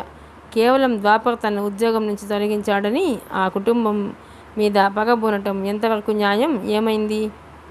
తన ప్రతీకారేచ్ఛ మూలంగా అన్యాయంగా ఉత్తముడైన పార్థసారథి హత్య చేయబడ్డాడు. పులిలాంటి యాదన్న గౌడ్ మరణించాడు. చలపతిరావు పిచ్చాసుపత్రి పాలయ్యాడు. మంత్రవాది భైరవేశ్వరికి చావు తప్పినంత పనయి తన పూజా మందిరాన్ని ధ్వంసం చేసుకున్నాడు. ఇన్ని అనర్థాలకు కారణమైన తనను మాత్రం ఆ పార్థసారథి ఆత్మ వదులుతుందా? ఏదో సమయంలో చావు దెబ్బ కొడుతుంది. ఇదే రవీంద్ర భయం. ఈ భయం అతన్ని కుదురుగా ఉంచటం లేదు. బయటికి వెళ్ళాలంటే భయం. మనశ్శాంతి గరవై అశాంతితో ఆందోళనలో మందు కొట్టి ఇల్లు కదలకుండా ఉంటున్నాడు. చీకట్లో మనం వెళ్ళేదారిలో వంపులు తిరిగి పడున్న తాడుని చూస్తాం. అది పాము అనుకొని భయంతో ఎగిరి వెనక్కి దూకుతాం. దీన్నే రజ్జు సర్ప భ్రాంతి అంటారు. ఇక్కడ రజ్జు అనగా తాడు. ఇలా పొరబడే భయాలు ఏదో సందర్భంలో ప్రతి ఒక్కరి అనుభవమే. ఆ క్షణం తర్వాత భయాన్ని మర్చిపోతాం. కానీ ఎవరో ఏదో చేసేస్తారు, ఏదో అవుతుంది అనే ఊహాజనితమైన భయం మనిషిని నిలకడగా ఉంచకుండా వేధిస్తూ ఉంటుంది. మనిషికి అదృష్టం అనేది వివిధ దశల్లో వివిధ రకాలుగా ఉంటుంది. కొందరికి అక్రమంగా కావచ్చు, కొందరికి సక్రమంగా కావచ్చు. కాలం కలిసి వస్తే దాన్నే అదృష్టం అంటారు. ఈ అదృష్టాన్ని నిలుపుకోవటం లేదా పోగొట్టుకోవటం మన చేతుల్లో లేదు. అయితే ఆ దేవుడే ప్రత్యక్షమై వరమిచ్చి అదృష్టవంతుడిని చేయాలనుకున్నా సాధ్యం కాదు.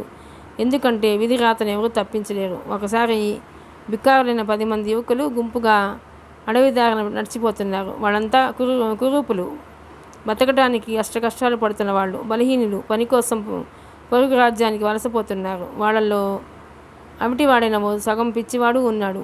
ఎదుటివారి అభివృద్ధిని చూసి ఓర్వలేనివాడు, అసూయాపరుడు, వ్యసనపరుడు అయినప్పటికీ తమలాగే బికారని జాలితో వాణ్ణి కూడా వెంట రానిచ్చారంతా.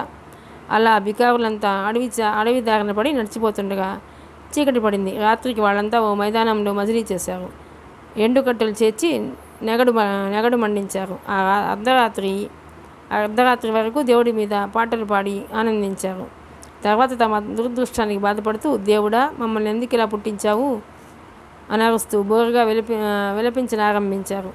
సరిగ్గా ఇదే సమయంలో భక్తవత్సలుడు, దయాళువు, బోళాశంకరుడైన ఆ సదాశివుడు నందివాహనం మీద గగన మార్గంలో భూలోక సంచారం చేస్తున్నాడు. వికారుల ఏడుపు ఆయన చెవిన పడింది. వెంటనే జాలిపడి వారి ముందు ప్రత్యక్షమయ్యాడు. మీ వేదన విన్నాను, మీ కోరికలు తీర్చడానికి వచ్చాను. మీకేం వరాలు కావాలో అడగండి, ఇస్తాను అన్నాడు. వికారులంతా ఆనందంతో సదాశివునికి సాష్టాంగ నమస్కారం చేసి స్తుతించారు. ఒక్కొక్కరే తమ కోరికలు చెప్పనారంభించారు. ఒకడు తన అనాకారితనం పోయి తన యవ్వనంతో అందమైన యువకుడిగా మారాలని, మోయగలిగినంత బంగారు నాణాలు కావాలని కోరాడు. తదాస్తు అన్నాడు దేవుడు. వెంటనే వాడు చక్కని యువకుడిగా మారిపోయాడు. పక్కన ఒక సంచి నిండా బంగారు నాణాలు ప్రత్యక్షమయ్యాయి. రెండో వాడు అలాగే కోరాడు కానీ ఎక్కువ డబ్బుకి అమ్ముకోవచ్చన్న ఆశతో వజ్ర వైడూర్యాలు, మాణిక్యాలు కోరుకున్నాడు. మరొకడు మణిమయ రత్నాభరణాలు కోరుకున్నాడు. అందరికీ అడిగినవి ఇచ్చాడు శివుడు. అంతా ఆనందించారు. తాము ఇప్పుడు వికారులు కారు, అందమైన యువకులు, ధనవంతులు. తన కళ్ళ ముందే వాళ్ళంతా మారిపోవటం చూసి పరిహాసంగా నవ్వుతున్నాడు వాడు. చెప్పు నాయనా, నీకేం కావాలి, వరం కోరుకో అడిగాడు శివుడు. వాళ్ళందరినీ ఎప్పట్లా వికారులుగాను కురూపులుగాను మార్చే స్వామి అని కోరుకున్నాడు వాడు. అంతే, అంతటి దేవుడే వాడి కోరిక విని దాతాసుడయ్యాడు. ప్రారబ్ధ కర్మను అనుసరించి విధి రాసే రాతను తప్పించగలమా? మీ తలరాతను మార్చలేను, తదాస్తు అంటూ వాళ్ళందరినీ తిరిగి వికారులుగా మార్చి అదృశ్యమయ్యాడు. కాబట్టి మన క్షేమం గురించే కాదు, మన పక్కనే ఉండి గోతులు తీసే వారి గురించి ఆలోచించి దూరంగా ఉంచాలి. లేదంటే అదృష్టం కూడా అందినట్టే అంది చేజారిపోతుంది. దవ్వుల ఎచటను ఎలకోయిల ఒకటి గొంతు సవరించుకొని కుహు కుహు రాగాలాపన ఆరంభించింది. దాన్ని అనుసరించి సుఖపిక సారికాది కగచరముల కుచితములు కర్ణపేయంగా వినవస్తున్నాయి. ఆ సద్దు చెవులబడి గాఢ నిద్ర నుంచి కన్నులు తెరిచాడు ద్వాపర్. ముందుగా అతడి కన్నులకు అగుపడిందినది పైన మణిమయరత్న ఖచ్చితమై మనోహరమగు చక్కడపు పనితో కూడి స్వర్ణకాంతులతో అలగారుతున్న సీలింగ్.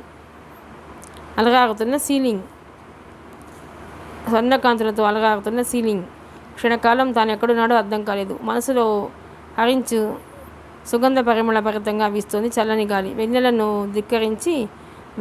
ధిక్కరించు శీతల వెలుగు కిరణాలు వ్యాపించి ఉన్నాయంతటా. తను ఇచ్చట ఉన్నాడేమి? రాత్రి తన గదిలోనే కదా నిద్రించాడు. ఇది కల కాదు కదా, లేక గంధర్వలోకమా? ఉలికిపడి లేచి కూర్చున్నాడు. చుట్టూ పరికించాడు. సందేహం తీరిపోయింది. ఖచ్చితంగా ఇది గంధర్వలోకమే. అటులు కాకుండా ఈ మణిమయ కాంతులు, సుగంధ భరత శీతల గాలులు ఎక్కడివి? గతంలో ఉద్యానవన మందలి మణిమయ మండపం చూశాడు. కానీ ఇప్పుడు ఆ సౌధమందలి అద్భుత శృంగార మందిరమును చూస్తున్నాడు. మందిరమును చుట్టి మూడు వంకల పెద్ద పెద్ద గవాక్షాలకు పట్టు సరదాలు గాలికి రెపరెపలాడుతున్నాయి. నాలుగో పక్కన సౌదాంతర్భాగమునకు అనేక రత్నమాణిక్యాలు పొదిగిన స్వర్ణద్వారం ఉన్నది. మందిరం వెలుపల ఉద్యానవనం నుండి పక్షుల కిలకిలారావములు వినిపిస్తున్నాయి. ఇక మందిర శోభను వర్ణింపన సాధ్యం. ఎటు చూసినా ఒక మహారాజు మందిరాన్ని తలపించి అద్భుత శోభతో అలరారుతుంది. ఎటుగాంచిన మణిమయ వస్తువు ఆ భూషాదులు కళాత్మకమై ఆ మందిరానికి శోభను చేకూరుస్తూ కనువిందు చేస్తున్నాయి. గోడల వెంట శృంగార సంబంధము నగ్న స్త్రీ పురుష బంధనాలతో కూడిన వర్ణచిత్రములు జడుని కూడా శృంగార పురుషునిగా మార్చేటంత ఉద్యమంగా గోచరిస్తున్నాయి. తను ఉన్నది డబుల్ కాట్ను మించిన హంసతులికా తల్పం. ఆ తల్పం మీద తను ఒక్కడే కాదు, మరో కాంత కూడా సుఖనిద్రలో ఉంది. ఆమె సౌందర్య ప్రభలను గాంచి రెప్పవాల్చడం మర్చిపోయాడు ద్వాపరం. ఆమె దేహమును మలుచని ధవళ వస్త్రం ఒకటి ఆశాంతం కప్పి ఉంచింది. కానీ అది ఆమె సోయగాలను దాచలేకపోతుంది. ఇంచుమించు నగ్నంగా ఉంది ఆమె. కుసుమ కోమలమగు ఆమె సుందర దేహం ఆ దైవం ఎంతో శ్రమించి శ్రద్ధతో 16 బోనములందలి అందమంతా రంగరించి మలిచిన అద్భుత కళాఖండంలా ఉంది. ఏమా సొగసు, ఏమా తేజస్సు! గోపుర కలశాలను తలపించు ఆమె పయోదర భాగములు ఆమె ఉచ్ఛ్వాస నిశ్వాసములకు ఎగిసిపడే అలలను తలపిస్తున్నవి. తామరతుండ్ల వంటి సొగసైన బాహువులు మహులూరించు నాభి కమలము మదించి యవ్వన కాంతులతో అలగారు ఆమె ఊరువుల పంకం మనసును హరించి మరులు గొలుపుచున్నవి. ఇప్పుడు తను గాంచిన దంతయు కలయ భ్రాంతియా లేక నిజమా? చేతిని గిల్లి చూసుకున్నాడు. చురుక్కున నొప్పి తెలిసింది. అంటే ఇది కల కాదు, ఇది వాస్తవం, ఇది సత్యం. తను ఇప్పుడు మరోసారి గంధర్వలోకంలో ఉన్నాడు. ఇప్పుడు తనెవరనుకోవాలి? గంధర్వుడా, నరుడా, తను ద్వాపర, నీలవర్ణుడా? సత్యంగా తను నీలవర్ణుడను గంధర్వుడైతే మరి ద్వాపర జ్ఞాపకాలు ఎందుకు వెన్నంటి ఉన్నాయి? లేక నిజంగా తను ద్వాపర అయితే గంధర్వలోకం స్మృతిపథంలో ఎందుకు మెదులుతోంది? అంతా అగమ్యగోచరంగా ఉన్నదే. ఒక్క ఆత్మ ఇరులోకములందును 2 శరీరములతో ఏకకాలమున జీవించటం సాధ్యమా? తన మాతృమూర్తి ఉమాదేవి, సోదరి నందిని, నెచ్చరి గంధర్వ గుర్తుకొస్తున్నారు. అతని మస్తిష్కం గందరగోళంగా ఉంది. తీవ్రంగా ఆలోచిస్తుంది. ఇంతలో వెల్లికిలా నిద్రిస్తున్న గంధర్వ వనిత ఇటు ఒత్తిగిల్లి అతని నడుముని చుట్టి చేయి వేస్తూ పడుకుంది. ఇంతకీ ఏకశయ్యపై తన సరసన నిద్రించు ఈ నలత ఎవరు? ముఖార విందాన్ని పరికించాడు. సందేహ నివృత్తి అయినది. నెలరాజును ధిక్కరించు ఆ ముద్దుమోము ఇంకెవరిది? ఆమె గంధర్వకాంత చిత్రాంగద. ఆశ్చర్యకరమగు విషయం, తను ఇంచుమించు నగ్నంగానే ఉన్నాడు. గంధర్వ రూపంలో ఉన్న ఈ చిత్రాంగద సౌందర్యాన్ని ఎంత వీక్షించినా తనివి తీరటం లేదు. ఒకవేళ ఈ చిత్రాంగదయను గంధర్వ కన్య తనను గావించి వలిచి ఉంటుందా?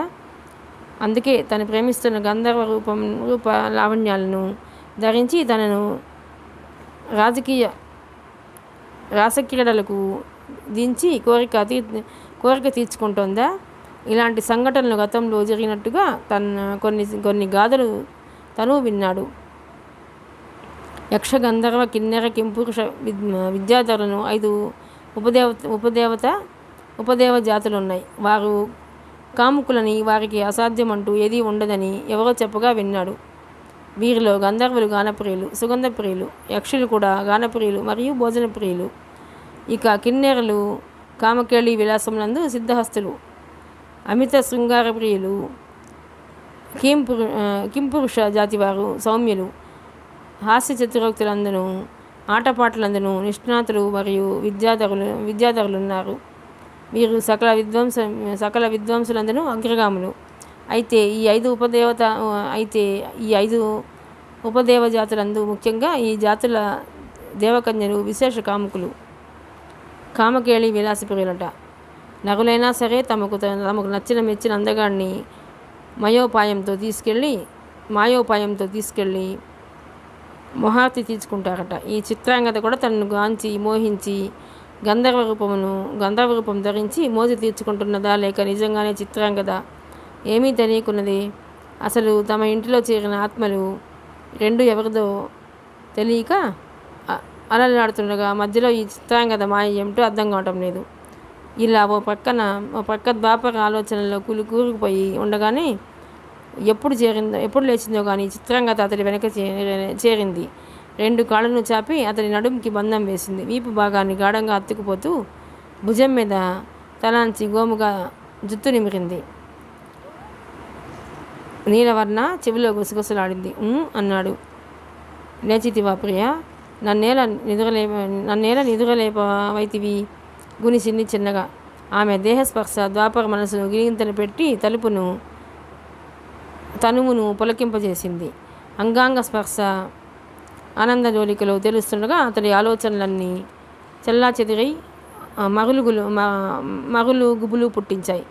మనసు తన ప్రమేయం లేకుండానే అదుపు తప్పి ఆమె వశమైపోయింది. అంతే. ఇరువురు రతి మన్మధుల వలె చెలరేగిపోయారు. సరస శృంగార కామకేళి విలాసముల క్రీడించి రసమయ ఆనంద డోలికల ఊగిసలాడారు. సమయము గడిచినదే తెలియలేదు. ఎప్పటికో గెలుపు ఓటమి లేని మదన కథన రంగమున విజయాన్ని ఆస్వాదించి అమృతం కోరి నటుల మత్తుగా సోలిపోయారు. చిత్రాంగద చాలాసేపటికి నిడుపాటి ఆమె కురులు సవరించి గాఢలింగమున ఆమె చుబుకాన్ని ఎత్తి కళ్ళలోకి చూస్తూ ప్రేమగా పిలిచాడు ద్వాపర్. ముత్యపు చిప్పలు విచ్చుకుంటున్నట్టుగా కనురెప్పలెత్తి చూస్తూ అంది మత్తుగా. నిజంగా నేను నీలవర్ణుడినేనా? సంశయాన్ని బయటపెట్టాడు. అతడి గుండెల మీదకు ఎగబ్రాకి చిరు అలకతో చూసింది చిత్రాంగద. ఇది ఏమి సంశయం ప్రియా? నీవు నీలవర్ణుడవు, నేను చిత్రాంగదను. మన జంటను గురించి ఈ గంధర్వలోకమున ఎవరినడిగినను తెలిపెదరు. తిరిగి బుద్ధి మారి భూలోకమున ద్వాపర్ అనవు కదా, అది ఎంతయు నీ భ్రమ కళ. అది కాదు చిత్రాంగద. కాక ఇంకేమి, నన్ను మించిన అందగత్తెల భూలోక రమణులు అంటూ తేనెలూరు తన అదరాలతో అతడి అదరాలను మూసివేసింది. అంతటితో తన సందేహాలతో పాటు మాటలను కూడా మింగేశాడు ద్వాపర్. మరి ఒక మారు మదనుడి బారిన పడి మదనోత్సవంలో విజయోత్సవాలు జరుపుకున్నారు.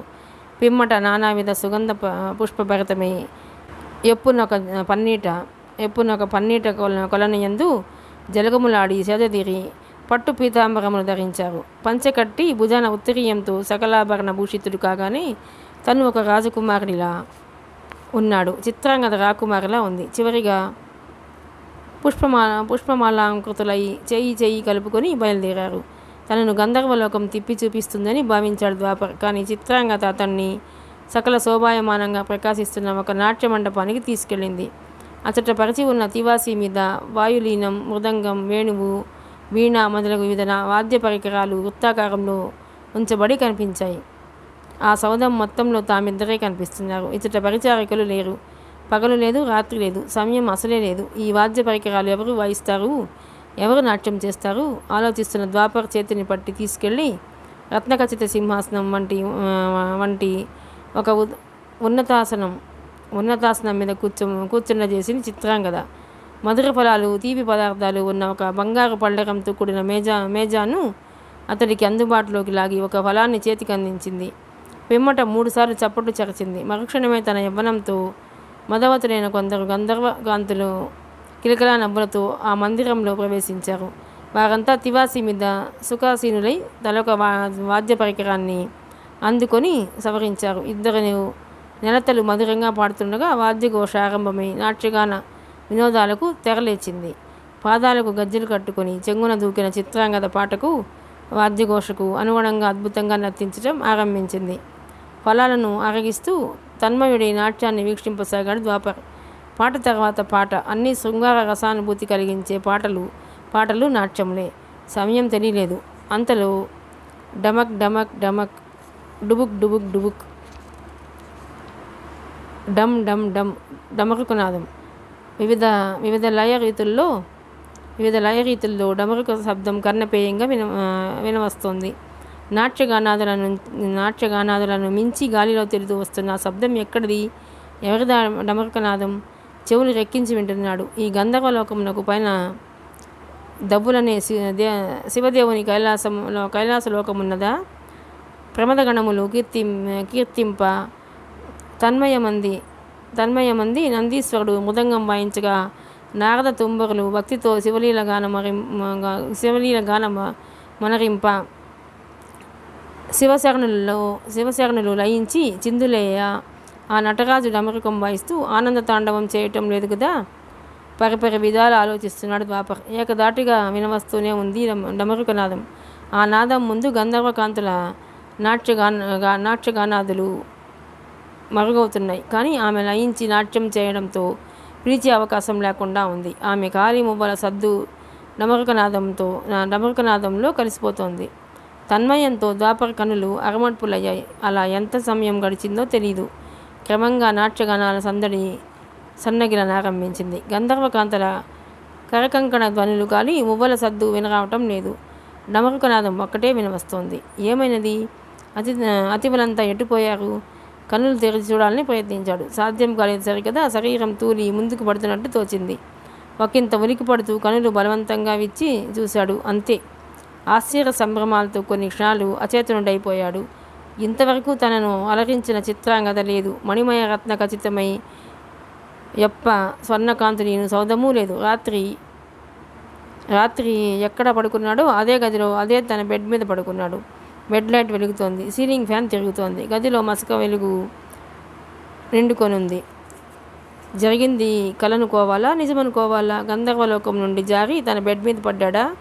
తన వంటి మీద ఇప్పుడు పట్టు పీతాంబరాలు లేవు, స్వర్ణాభరణాలు లేవు. రాత్రి తొడుక్కున్న నైట్ పైజామా షర్ట్లోనే ఉన్నాడు. కానీ ఆశ్చర్యకరమగు విషయం, తను గంధర్వలోకంలో విన్న అదే డమరుకనాదం ఇప్పుడు వినిపిస్తోంది. అయోమయావస్థ నుంచి నెమ్మదిగా తేరుకుంటూ లేచి కూర్చున్నాడు ద్వాపర్. టైం చూస్తే తెల్లవారుజాము 5 గంటలు దాటిన సమయం. తూర్పు తెల్లవారుతోంది. బెడ్ దిగి మంచినీళ్ళు తాగాడు. దిగువ నుంచి ఎవడో బుడబొక్కలవాడి అరుపులు, డమరుక శబ్దం వినవస్తున్నాయి. ఈ శబ్దమే తను కలగంటున్న గంధర్వలోకానికి వినిపించిందా? అవును, జరిగింది కలే అనుకోవాలి. కానీ మనసు అంగీకరించడం లేదే. ఏదో మాయ జరుగుతోంది. అదేమిటో స్పష్టంగా అర్థం కావటం లేదు. ఆలోచిస్తూ బయట బాల్కనీలోకి అడుగుపెట్టాడు. తమ గేట్లోంచి బుడబుక్కలవాడు అరుస్తున్నాడు. అంబ పలుకు, జగదంబ పలుకు, కంచి కామాక్షి పలుకు, మధుర మీనాక్షి పలుకు, కోట సత్యమ్మ పలుకు, కొల్లేరు పెద్దింటమ్మ పలుకు, గండి పోచమ్మ పలుకు, పేరున తలుస్తూ డమరుకం వాయిస్తున్నాడు వాడు. గేటు వద్ద రత్తాలు లోపలికి రాకుండా వాడిని అడ్డుకునే ప్రయత్నం చేస్తోంది. ద్వాపర జరిగింది తలుచుకుంటూనే క్రిందకు బయలుదేరాడు. మిగతా కథ 5వ భాగంలోనండి. ప్లీజ్ అండి, ఈ నవల కనుక మీకు నచ్చినట్లయితే లైక్ చేయండి, షేర్ చేయండి, సబ్స్క్రైబ్ చేయండి.